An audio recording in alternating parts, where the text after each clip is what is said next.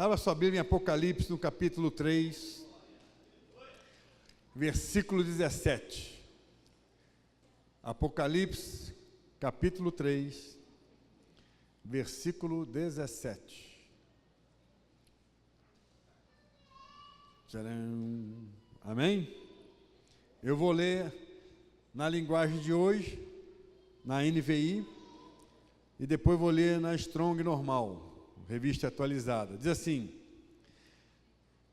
Apocalipse 3,17: Pois dizes, estou rico, abastado, não preciso de coisa alguma, e nem sabes que és infeliz, sim, miserável, pobre, cego e nu. A NVI diz: Você diz, estou rico, adquiri riquezas e não preciso de nada. Não reconhece, porém, que é miserável, digno de compaixão, pobre, cego e nu. Essa palavra é top, não é não, gente? Pergunta para o seu irmão, faça uma pergunta para ele. Você é independente? Pergunta para ele. Não responda, por favor. E agora você pergunta para você, eu sou independente? Será que eu sou independente, queridos? O interessante é que nesse texto, que está em Apocalipse, foi escrito por um anjo da igreja, não foi para qualquer um. Foi para alguém que exercia uma autoridade espiritual, ok? Mas eu queria que nós pudéssemos ver aqui três situações que eu quero que você avalie na sua vida, eu avaliei na minha, você vai avaliar na sua, para saber se você é ou não uma pessoa independente. O que é uma pessoa independente, queridos? Aquela que faz tudo o que quer, do jeito que quer, da maneira que quer, e não está nem aí para os outros. Muito menos para a autoridade delegada. Isso é uma pessoa independente. Né? A pessoa independente não é a pessoa independente, é aquela que faz a célula do jeito que ela quer, não do jeito que foi mandado fazer. Marcão, mas a célula foi top, mas foi independente. Né? Então, meu alvo é falar para vocês como é que a gente consegue saber se somos ou não independentes. E eu queria usar nesse contexto um paralelo de duas personagens bíblicas que vocês conhecem muito bem. A primeira é Ana, mãe de Samuel, e a segunda, nosso querido rei Saul. Né?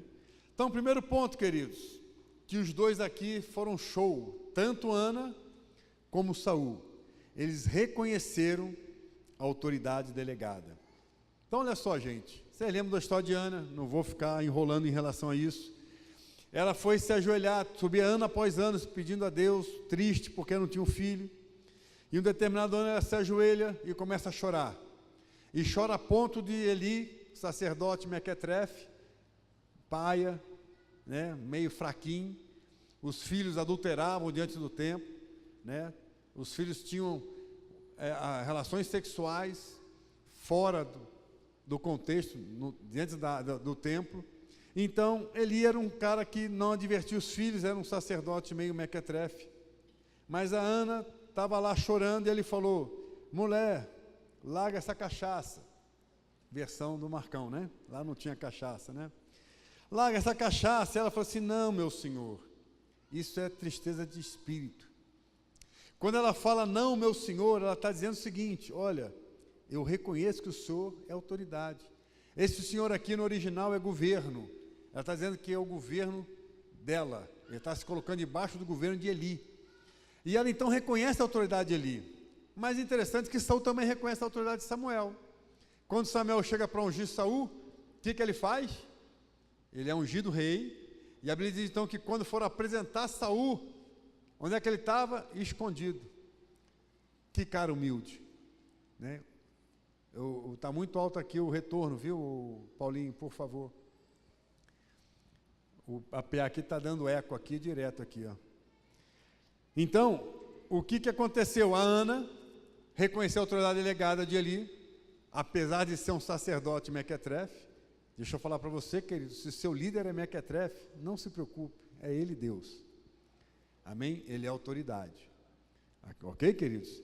Bom, quando Samuel então derruba o vaso de azeite na cabeça dele e unge Saul, né? Ele fala o seguinte, agora você tem autoridade para reinar, você é rei em Israel. Bom, queridos, até aqui tranquilo, os dois passaram com nota 10.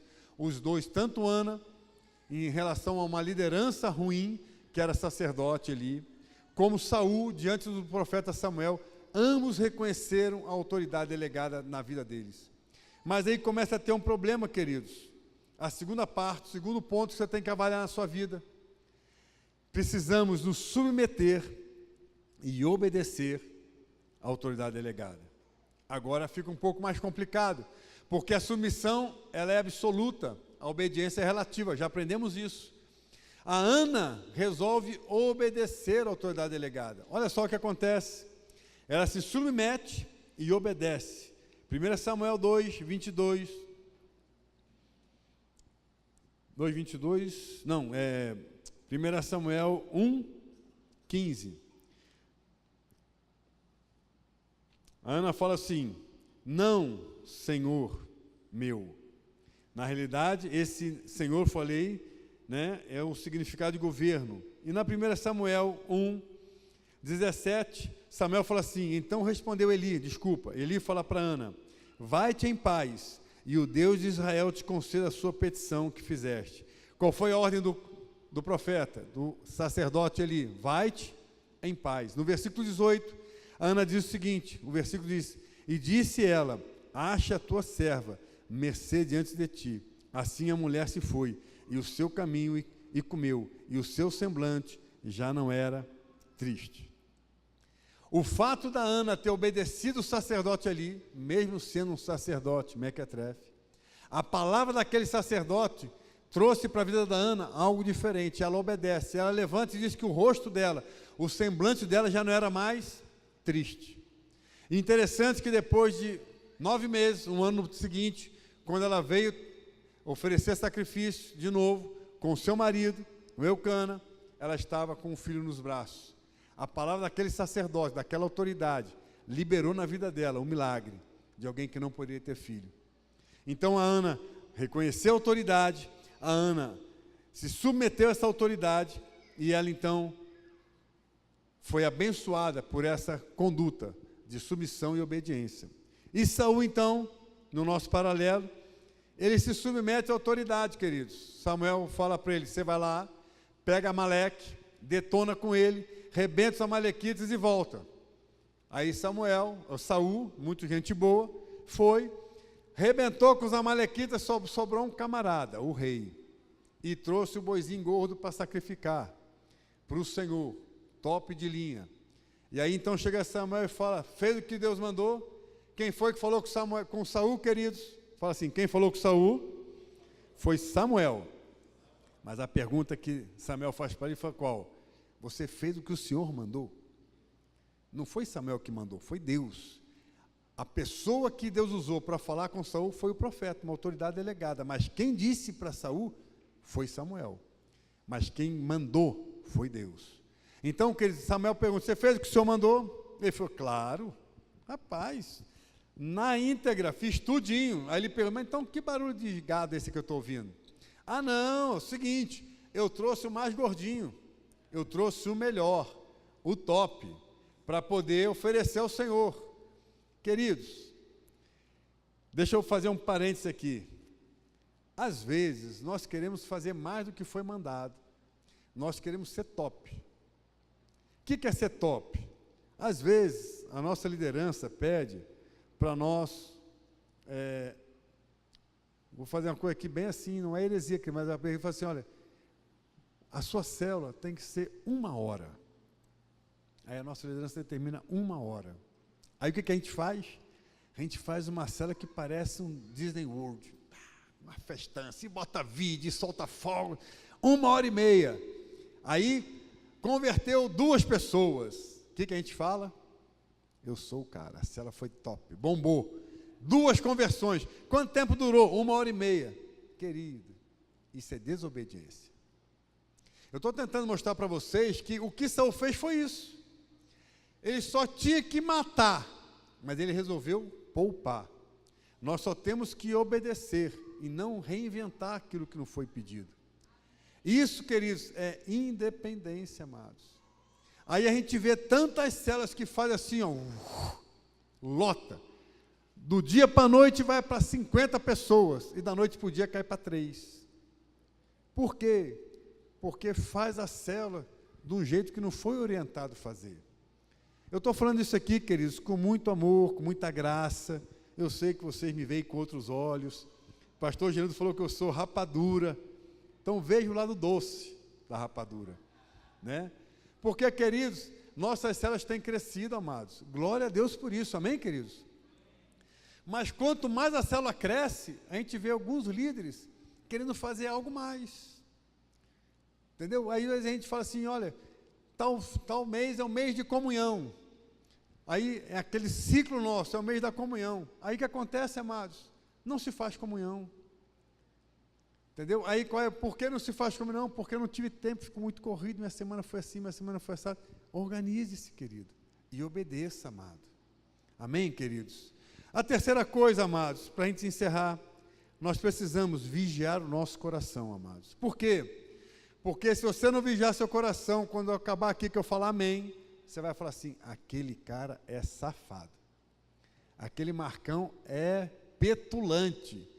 Como é que ele fala isso aqui na igreja? Para mim, que de repente estou até visitando, não sou nem daqui, estou visitando. Sou um membro novinho, nem fui numa célula uma vez, ele já está descascando em cima de mim. Eu não volto mais nesse lugar. Querido, você precisa vigiar seu coração. Porque senão todo mundo que subir aqui, você vai ter algo contra ele. Por quê, queridos? Porque a Bíblia fala que a palavra de Deus é uma faca de 2 gumes. Ela corta entrando e corta saindo. Depende do seu coração, querido.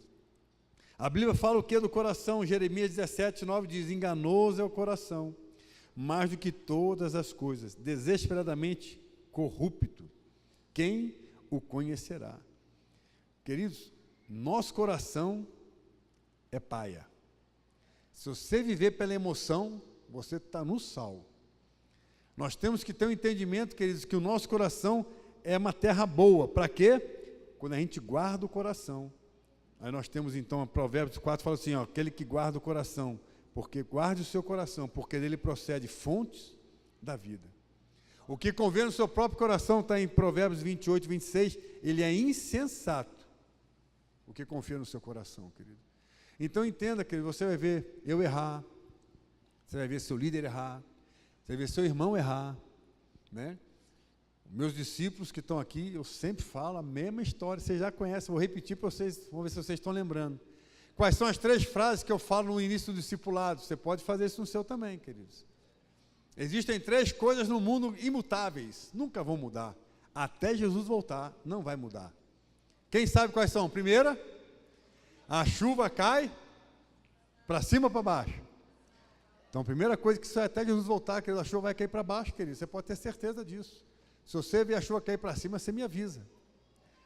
A segunda coisa é que não vai mudar até Jesus voltar, queridos. Todos nós vamos morrer.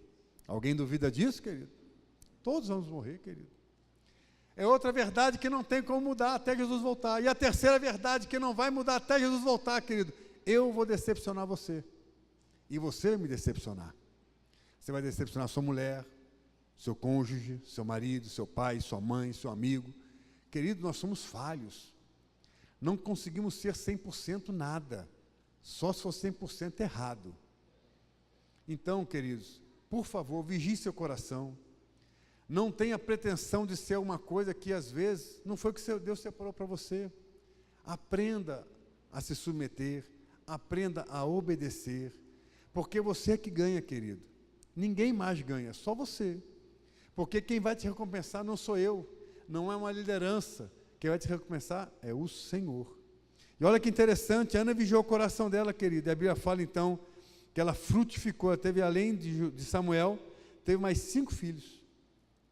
E Saul, a Bíblia fala que ele foi rejeitado, 1 Samuel 15, 23, porque a rebelião é como pecado de feitiçaria, e a obstinação como idolatria e culto ao lar, visto que rejeitaste a palavra do Senhor, ele também te rejeitou a ti, para que não sejas rei. Então, queridos, é só um alerta, porque nós estamos crescendo, e a tendência de toda igreja quando cresce, é começar a aparecer né, os radicais xiitas, né? Eu faço assim, porque assim é bom, porque tem que ser assim, porque assim é a melhor maneira. E esquece que existe uma autoridade delegada, um governo estabelecido na igreja. Então, meus amados, que você possa ser totalmente dependente do Senhor. Amém, queridos? Deixa eu contar para você uma frase bacana, repete comigo. Tudo que eu, bota assim no peitinho, assim. Tudo que eu cuido e guardo, tudo que eu tenho para mim, em relação a Deus, eu perco. Tudo que eu tenho guardado para mim, e eu cuido, eu perco. Tudo aquilo que eu perco para Deus, eu ganho. Então, tudo que você pensa que você controla, querido, você está perdendo isso. E tudo aquilo que você perde para Deus, você está ganhando, porque quem está no controle agora é Deus. Então, queridos, não pense em você controlar a sua vida do jeito que você quer, amados. Deixe Deus controlar. Por isso que a gente fala para vigiar o coração. Quantas pessoas já vieram até mim e uma decisão impensada, eu quero fazer isso, eu quero fazer aquilo, não faço mais aquilo outro. Tá bom, querido, beleza, sem problema. Depois, pensa, reflete. Ah, rapaz, não era bem assim que eu queria dizer, era de outro jeito, né? Isso é muito bom para casal, né? Quem é casado aqui sabe o que eu vou falar. A discussão começa. Quem começou? Ninguém sabe. E quem vai acabar? Aquele que calar primeiro. Aí no dia seguinte, você me perdoa? Por quê? Não, a gente não, nem lembro que vai estar perdoado. Mas por quê? Não vigiou o coração. Deixou uma pequena coisa fazer um barulhão. E é tudo que Satanás precisa, uma brecha, uma legalidade. Amém, amados?